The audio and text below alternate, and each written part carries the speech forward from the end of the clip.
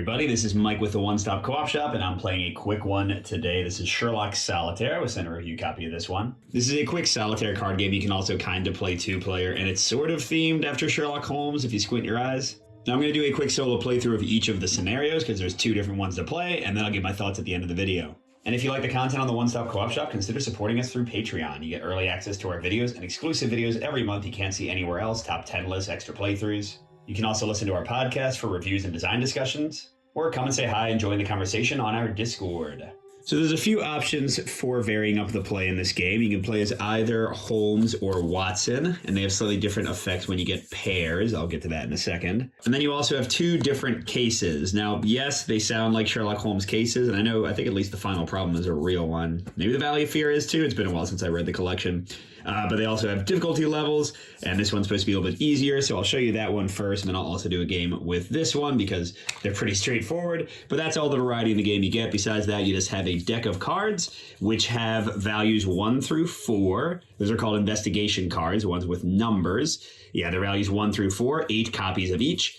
And then you've got the cards with letters A through D. Those are called threat cards, and they have 4 copies of each. 4 A's, 4 B's, 4 C's, 4 D's. And the basic play of the game is you're going to draw 4 cards at a time, and you play 2 of them to the right side of the board. That's called the office. And you play 2 of them to the left side of the board. That's called the crime scene. And technically you're playing 1 card at a time because some effects can trigger as you play these. Now the crime scene is very simple. It can have cards build up individually, but the moment that you have a second of a card, a pair, then you resolve an effect. If it's a pair of matching threat cards, like these 2 Ds here, then you take a wound. And in the basic difficulty, first you start with the minor wound to the side, then you tilt it up on your first wound. Second wound, you flip it to its severe side. Third wound, you're out of the game. So you can take up to 3 wounds. That's your loss condition. And again, that automatically happens whenever I get 2 threat cards over here at the crime scene. For Watson, a pair of 1s will move a threat card from the crime scene to the office. 3s will do the exact opposite. 2s will move an investigation card, one of the numbered cards, from the crime scene to the office. And 4s will let you draw a 5th card and place it on either side. No restrictions there. Although importantly, if you ever resolve one of these pair effects and can't do it, like for example, if I did the 1s but I didn't have any threat cards to move over, or they wouldn't fit over in the office, then you have to take a wound. So if you resolve one of these effects and can't resolve it, you take a wound for your trouble. So for the office, you can have up to 4 sets working at a time, 1 for each of the number values 1 through 4. And for playing cards here, you have to alternate set and threat. So like 1 and then D would work. But then all of the number cards have to match, and none of the threat cards can match. So like all the investigations have to be 1 in this set, but I can't have another D. Whereas if I had an A, that would allow me to put another 1 there. So you keep the number the same, the threat's different. Oh, and there are a couple final rules about like the cards you draw. If all 4 of your cards are letters or all 4 of your cards are numbers, you can choose to discard and redraw. You don't have to. And similarly, if you have 3 of a kind, like 3 A's or 3 1s, you can redraw, but you don't have to. And then each case cares about what you do with these sets a little differently. For the Valley of Fear, it says to win, you have to have 3 sets that each have 4 or more investigation cards. So here now I've got 1, 2, 3 investigation cards in this set. So if I got 1 more 1 here and then also got, I don't know, the 2 and the 4 to have the same number of investigation cards, I would win immediately. And those are all the rules in the game. So let's jump into the Valley of Fear. And the higher difficulty for this one would just start me with 1 or 2 wounds. So I'm not going to worry about that. All right, here we go. So what have I got? 2 2s, a 4, and a D. Well, generally speaking, I want to get my threats over here, not over here where they can wound me. And I don't want to put 2 2s here because there wouldn't be an investigation card to send over, so I would take a wound. So let's go 2, D, start that set going, and then put the 4 and the 2 over here. Okay, going again. Oh, geez, A, B, that's a lot of threat. So I can't do another threat here until I get another 2, so let's put the 3 here. And then all these letters are equal so far. I haven't seen any other copies of them, so it doesn't really matter. But yeah, that is doubly threatening in my crime scene. That's not great.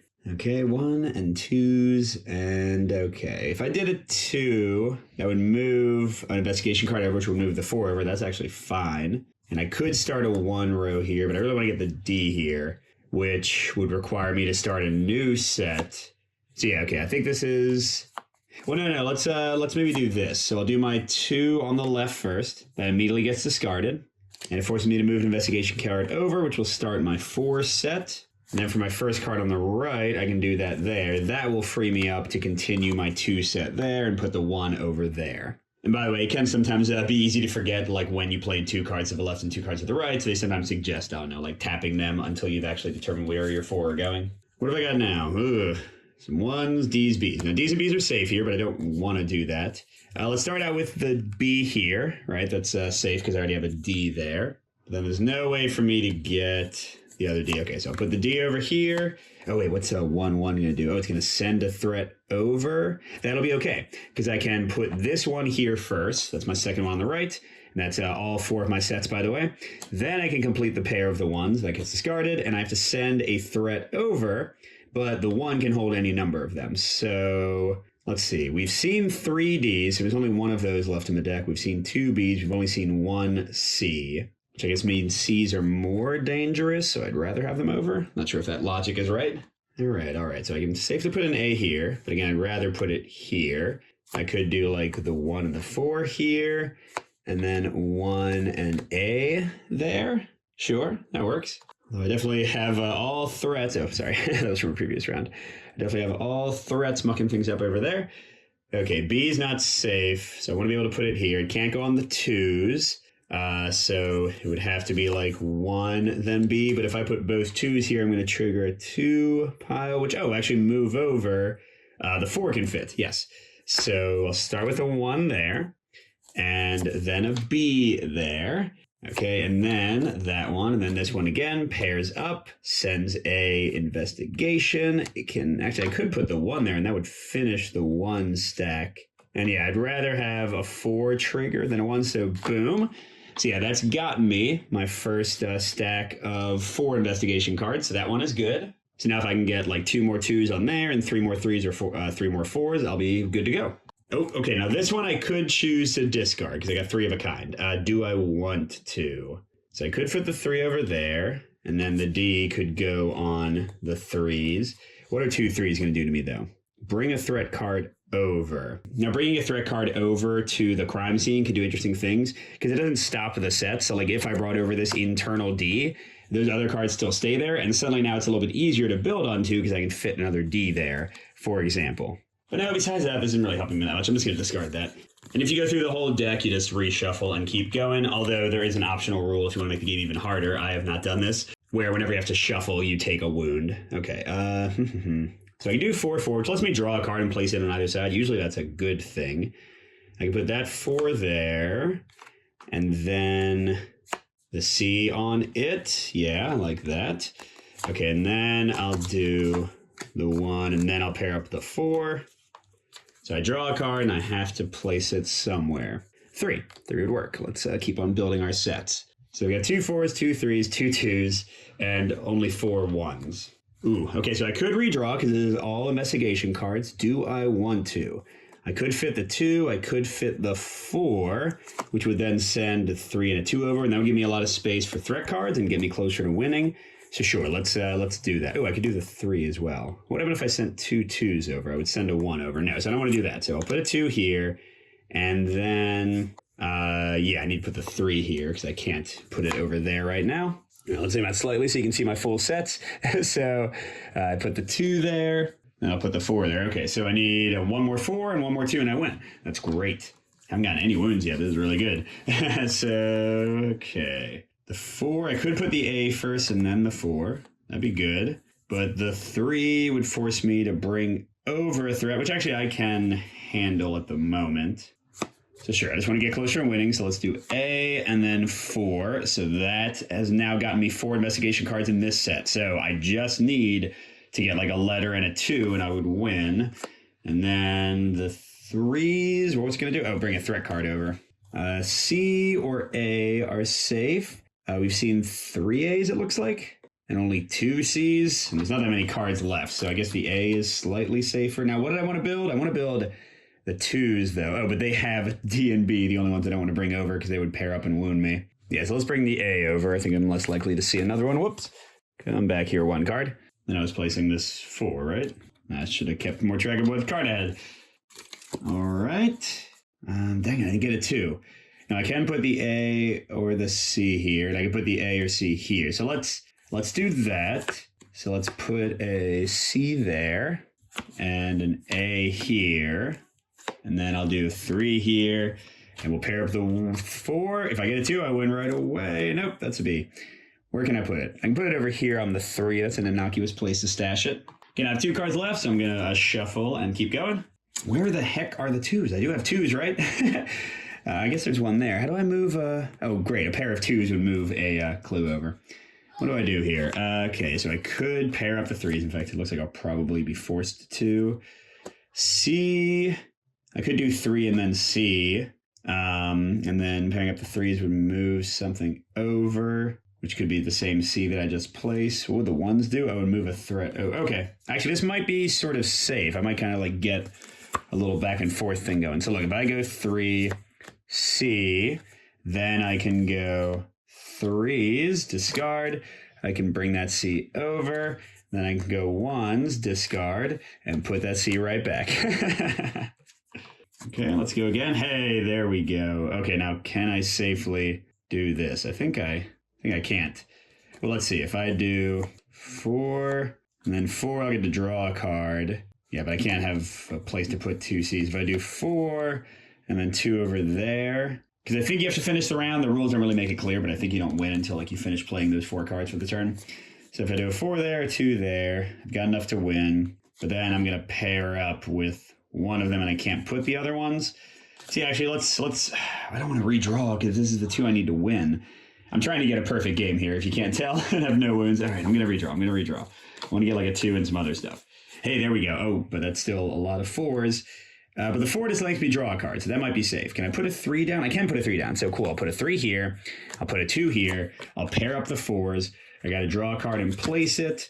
And it's a 1. I can freely place it here or over there. Boom, put it there. So yeah, we've got 5 investigation. Whoops. So that gets us 5 investigation cards in the 1s, 4 in the 4s, 4 in the 2s, and actually I got the 4 in the 3s. That was more than I needed. And in this case, I technically won on expert level because even though I didn't say I was starting the game with 2 wounds, I did win with no wounds taken. That's the best I've done on this intro case. Let's show you how the other one works. All right, for the final problem, we're going to switch in Sherlock. On 1s, he can send investigation cards to the right, and 3s, he can bring them back to the left. So that's the 1 effect is something Watson could not do. But he can only bring threat cards from the office to the crime scene. He can't send them back. And his 4 effect lets him take any card from the discard and play it, which I find is usually, especially mid to late game, better than Watson's ability. And now we're playing the final problem. To win this one, we have to create a set that has 4 investigation card and no threat cards. On hard, it's 5. On expert, it's 6. We'll just try normal. And as you might be able to tell, that's going to require heavy use of pairs of 2s here, because that's the only one that Holmes has to bring threat cards out of the sets. And I just need to kind of like hyper-focus on one set and get that going. Now, additionally, in the final problem, anytime you have a set that has 4 more investigation cards, like the ones that you saw at the end of the last game, I can choose to discard those to like refresh the discard pile and buy myself time, give myself more space to put things in. So that's a rule in the final problem, but not in the Valley of Fear. All right, let's get right to it. Okay, I mean, I guess 3 could be the 1, right? I don't want it to be 2. That's the only number I don't want to do. So I could do those for my 2 places there. And then a 1 and a 3 here. Okay, the 2s I definitely want to put over here because I need that effect. Although it's not necessarily great. I mean, I got another 3, but maybe I shouldn't have done that. It's okay. It's okay. Okay, so I can freely put the C and the B. That seems silly. So let's get at least one of them over here. I can put the B here. And then I don't have a discard pile yet. So if I did the pair of 4s, I would actually be forced to take a damage. Nothing, I can place a C anyway. So I'll put 1 4 here, and then a C and a 4 here. Gosh, I got almost everything here. Ooh, okay, so that's all numbers. So I could throw that back. The 3s would bring an investigation card over, which would then let me use a 4, which would be safe because then I would have a discard pile. But I definitely want to put a 3 here, and I definitely want to use a 2 for that effect. So I guess I should start a 1 pile. Then I'll use the pair of 3s. We'll get to the 2 in a second. And that forces me to bring a card over. So the 1s would send an investigation back. which I don't really want to do. So I'm gonna pair up the 4s by bringing this over. So I get to go to the discard and play a card there, which would be a 3 or a 4. And I guess I like the 4 effect better, and also I can fit a 4. So here, I'll play the 4 over there with the paired up 4 effect. And I still have a 2 to play over here, which is going to bring over a threat card. And at the moment, I mean, eventually I'm probably going to have to take some wounds, but at the moment I can take the B safely. So there we go. I've got 3 investigation cards and just a C. So if I can play another threat, another 3, and then get threats away twice with pairs of 2s, I should be able to win this. Okay, the A is safe. That's good. And the 3, oh wait, what's a 1 going to do? It'll send it over, which would wound me. Because, yeah, that would force me to move over an investigation card. And if I had played the 3 first, it wouldn't fit. Yeah. But I can't put the A over here. I guess I could put the A on a different number. Like I could do the A on the 1 and then the 1 on top. Let's take the wound. Whatever. You got to take some. So 3 there. Then I'll play a 3 here first, and then I'll play a 1. It says send an investigation card over, but I can't because it doesn't follow the rule of placement. So anytime you can't execute an effect, I take a wound. That's my first wound. 2 more, and Holmes is dead. Okay, I definitely want the 2 here, right, to get that effect eventually. And then I don't want to put the D here because I actually have the 4 3s I need to win. So I could put like just the D on the 4 and then continue that and get a 4 over here. Ooh, okay. The B's are fine. I can put a B there and there actually. So we'll go boom, boom. And the first 4 pairs up. I'll get to do the discard effect. And then I'll put another 4 in a second. But first 4 pairing up. Let's get a 2, I guess, right? And just tank the wound. So yeah, I'll get a 2 and pair that up. So I move the A over or the C over. I mean, either way, it's going to wound me. And we've only seen a pair of each of them, so yeah, I don't think it really matters. So I'll just pair up the A's, and that's another wound. 1 more, and I lose. I guess I should have. I got too many threat cards over here, because then pulling them over becomes dangerous. I should have maybe started more sets and got more threats kind of locked in over there, but a bit too late for that. Okay, geez. It's not great. Oh, God, I can't do the D or the C? Well. This is terrible. To not just die immediately from 1 more wound.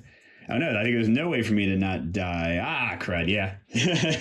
I didn't play this one well. I should have, like I said, locked down more threats. Because, yeah, here I could do a D there. I could do, like, a 1 and then a C there.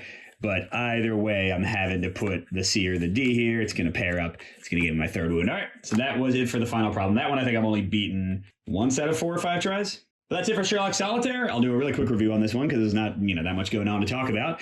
This is a solitaire game. And by that, I mean, like, what is it called? Klondike, the original solitaire game, or like the one everyone knows about.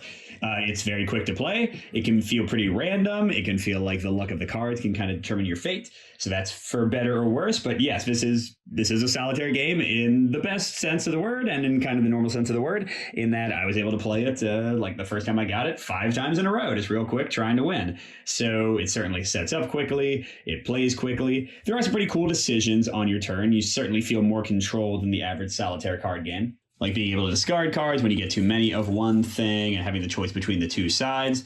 The cases provide a bit of variety in play. And so do the Holmes and Watson cards. And you can even choose to play 2-player or 2-handed. Now, don't think that's too special. All that means is you take a Holmes turn and then a Watson turn. You're still building the exact same sets. You're still drawing from the same pile. It's really just alternating turns between the 2 characters. But in some ways, this makes it like easier to do stuff because you get access to different abilities. In some ways, it makes it harder because the timing of the ability you might want to use when you pair something up is tougher to manage. So yeah, it's kind of interesting. There are sort of 4 or 5 combinations of how to play the game. But yes, it is a basic solitaire game. If you're looking for the Holmes theme, besides like a little bit of text about cases, and besides that they are named Holmes and Watson, there is nothing here. So certainly don't come for like the Sherlock Holmes milieu and the feeling that you're actually doing an investigation. But for a quick solitaire game, it's better than most with more strategy and thought behind it and some nice variety. I'm not sure how much they're selling it for, but it is a tiny box. So if it's like $10, maybe 15, I can see this one being worth it to pick up. But yeah, that's Sherlock Solitaire. Hope you enjoyed. Thanks for watching, and we'll see you at the next stop.